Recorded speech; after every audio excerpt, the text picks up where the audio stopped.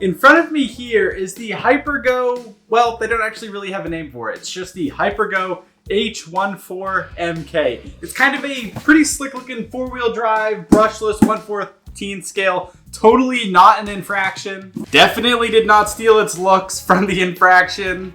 I'll put this here for now. Like I said, it's a 1/14 scale. It's four-wheel drive. It has a gyro. It comes with 2 batteries, a transmitter. I think it literally comes with everything you need to get it out of the box and get it up and running. So let's get it unboxed and see how it looks. This side.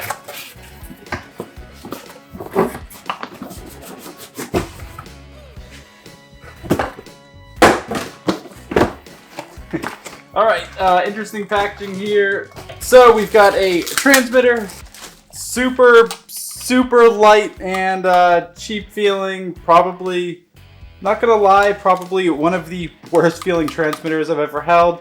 You do have a steering trim option here, a function option, and then just a little selector switch down here for being able to switch from like 50% power, 70% power, and 100% power. So kind of a I mean, nice they give you a couple options here, but boy, does this thing feel cheap. One of the reasons so many people seem to like this thing is because of all the tire options it comes with. It comes with street tires that I believe are already on the car. We'll see in a minute. We have these off-road tires. You can see they kind of have like knobby kind of tires. They're, again, feel really cheap, very hard, not very supple, as they say. And then they come with these tires. These are like on pavement drifting tires. They're just solid plastic. They're super hard. There's like literally no give. Like it is solid plastic. So for like drifting on like pavement or something, I think it'll probably do pretty good for that. That's interesting. In the picture, I want to say it came with 2 batteries, but they gave us just one. It's a 2000 milliamp 2S pack made by Angry Snail. But it does have a balance connector and a Dean's plug, so it's probably not the worst battery in the world. It actually feels pretty solid. It just, I don't know. I was really hoping we get 2 for this. They give you a replacement set of shocks. I presume these are maybe a little bit stiffer probably than what comes on the actual car. And then you just get a little toolkit here that comes with a little USB Type A charger, a little star wrench, a mini screwdriver, some extra body clips. Nice little pack. All right, the car. Instruction manual, little spec sheet that shows you what parts comes with it. And finally, oh, they got me. Gotta cut these.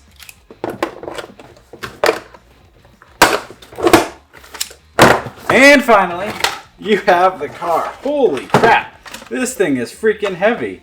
Metal chassis. You kind of have your street wheels here versus your more like off-road knobby tires like I was telling you guys about. Now, just tell me, do you guys see any resemblances here between the infraction and the Hyper GO? Let me know. I think they may have stolen a little bit of a design here. Anyways, we won't judge them on that. The infraction's a great car. It's just, I don't know, kind of bores me, but I think this one's going to be pretty fun. All right, let's pull these body clips off. Actually, what's kind of cool about these body clips, they have like a little tab to make it a lot easier to grab onto them. I actually really appreciate that. That's a feature that like, I believe Arma does on some of their cars. They put a rubber clip on there, but for the most part, Traxxas has never done it. So that's actually a pretty slick feature. Oh, very tight tolerances on the body. Oh, we're connected here. Unplug that. Maybe? No? All right. Unclip the lights for now. We'll show you guys those lights in a minute. I think they're actually police lights. I think it'll look pretty sick. Oh, I may have been wrong. I think they actually put another battery already inside of the car. That would definitely make my day if they did that. I want to take kind of everything apart here and kind of show you guys. Give you a little dust cover to kind of keep the chassis from getting dirty. I kind of think these things are a pain in the ass, so we probably won't use that. All right, there's another battery in here, right here. So that is really great because I thought the picture said it. So they have aluminum shocks, oil filled, which is really nice. Metal drive shafts, steering linkages are all plastic. Dean's connectors, really not a fan, but you know, I'm sure they're probably easier for them to put on and cheap. Brushless motor, 4-wheel drive as we talked about. You know, this thing actually looks really high quality. Now, this isn't like super dirt cheap. This kit does cost like $160, I believe. I'll put the price maybe up on the screen here because I think I might be wrong on that.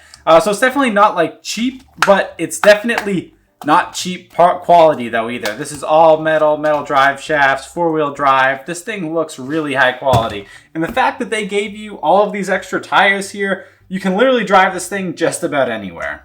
One thing I will note though real quick, the tires that they have on the car are much more of a softer compound than the other ones they give you back here. Oh, why would they do that? They put a screw to retain the battery holder, including the clip. That's annoying. All right, let's get this thing plugged in here. Gotta plug this little wire back in so we can see the lights.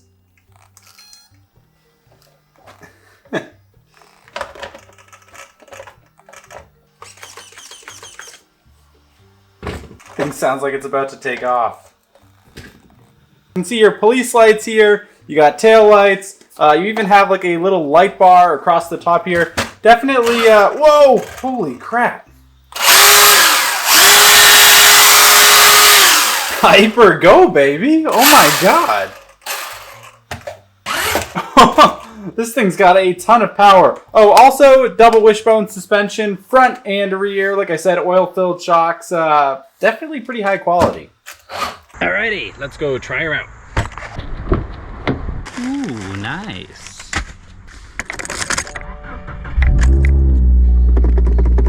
I do not agree. Alright, so we've made it out to the skate park. I kind of want to try the drift wheels first, but I feel like that's cheating because the car came with the street tires on it.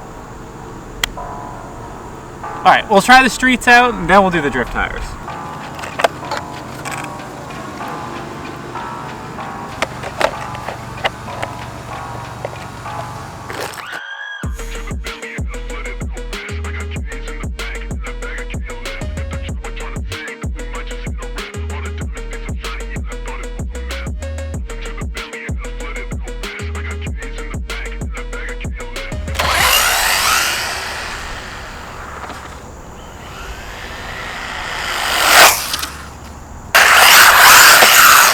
Even drive it one-handed with this transmitter. Even though the transmitter is cheap, whoa, it still feels pretty good. Look at this thing. Oh no, I did not mean to do that. I was looking at the camera.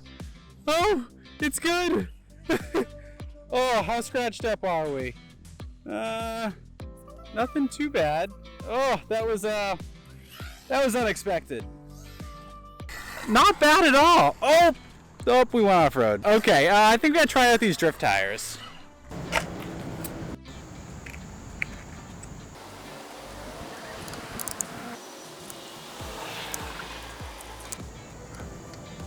All right, 3 more. Boom! All right, let's try it out. Yo, it actually drifts sick.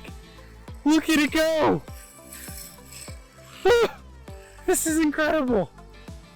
Oh my God. I'm doing this one-handed too right now. Oh my God. All right, I'm still here, but I wanted to put the camera down onto the tripod real quick so that I could really try to do some like precision drifting with this. Oh my God, this is insane. Yo, this makes drifting so easy. That gyro that's in there, I have it just set at 50%. I thought that would kind of be like a good kind of starting ground. And so far, I think it's spot on. I mean, I don't think you'd want to have the gyro doing any more than it's already doing. Look at her go, bud. Look at her freaking go.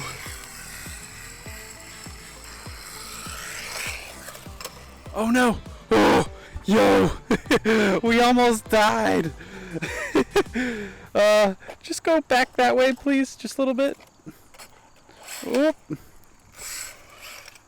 Up, up, up, up, up. All right, I think it's time to go try to find some dirt. All right, let's keep going. Oh, the low ground clearance here is definitely a little bit of an issue just because it's so rocky here. But you know, in all honesty, it actually does pretty good. It gets stuck as I say that. This obviously is not the ideal scenario to be driving this thing in. Like, it does work, but not very well. Oh. Servo got locked up there, but it looks like it's all right now.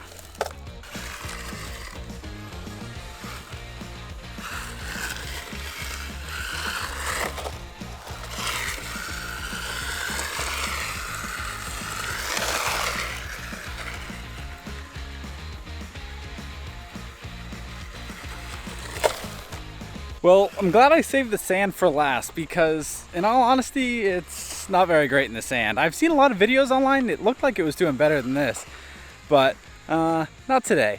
Let's do a little high-speed run here real quick.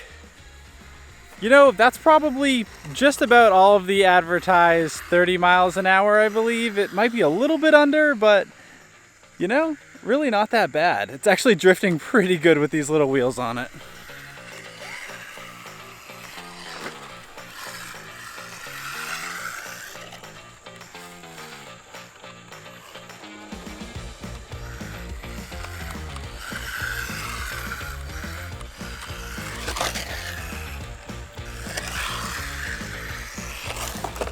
Oh, it happened again. Sand keeps getting caught up in the rear wheel here and kind of binding it up.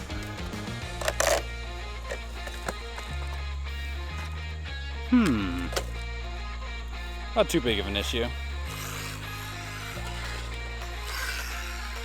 Hey, wait. You remember our deal, right?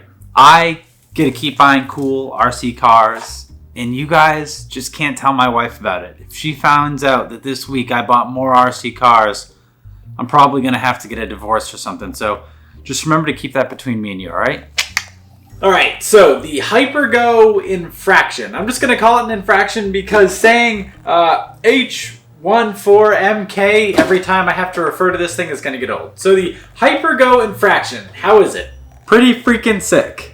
Honestly, I only really have two gripes with this thing, and both are related to the battery and the charging system. These are very small gripes. I don't think that they're even honestly worth saying. I just kind of felt like I had to find something wrong with this thing, or else I don't know. There always has to be something to improve on. So, the charger. This USB-A charger takes 4 hours to charge this 2000 milliamp battery pack if it's plugged into a 2 amp charging block, which I believe is like what pretty much I believe 1.2 is what like the Apple charging blocks are, but then I believe like any like Android stronger one is usually closer to 2 amps. So this kind of sucks. Fortunately, I have a bigger charger that I'm able to charge this stuff on, so I didn't have to actually use this. I was able to charge it in about an hour with my own charger, but most people buying a car like this probably don't have the gear to do that. The second issue I had with it is with this battery here. This battery has a hole. I don't know how well it shows up on camera. It's a hard case battery, but it has a hole where the leads go in here. When you drive this thing in sand, a lot of freaking sand goes inside of that hole, and I took the battery out and I'm like, what's that sound? I don't think you can really hear it now. I got most of it out. Maybe you can, maybe you can't. But I don't know. I just feel like they probably could have put some silicone or something in that hole to kind of stop the sand from getting in there, because it was like a lot of sand, like a teaspoon of sand was inside of this battery. So I just feel like with the electronics and stuff in there, it's probably not the best thing for it. But guys, this thing right here is absolutely sick. I have not had this much fun. I feel like I keep saying that every time I take out a on-road car. I just unboxed this one, made a video on this one. This is the HPI WR8. Made a video on this earlier this week, and I said this is the most amount of fun I've had with an RC car, or an on-road RC car, in a really long time. I had more fun with this than I did with that. The drift wheels literally make it, this thing is like the best ready-to-run drift car I think I've ever used, and it's just absolutely incredible. Alright guys, well that's it for this video. If you guys want to see more stuff like this, make sure you guys subscribe to the channel, hit the bell notification so that you guys are notified every time I post a video. We're trying to do two videos a week right now, and usually that's going to be one new car and then one other type of bashing video. So make sure you guys stay subscribed. A lot of great stuff is going to be coming over the next few months. Alright guys, that's it. I love you guys. I'll see you in the next video. Peace.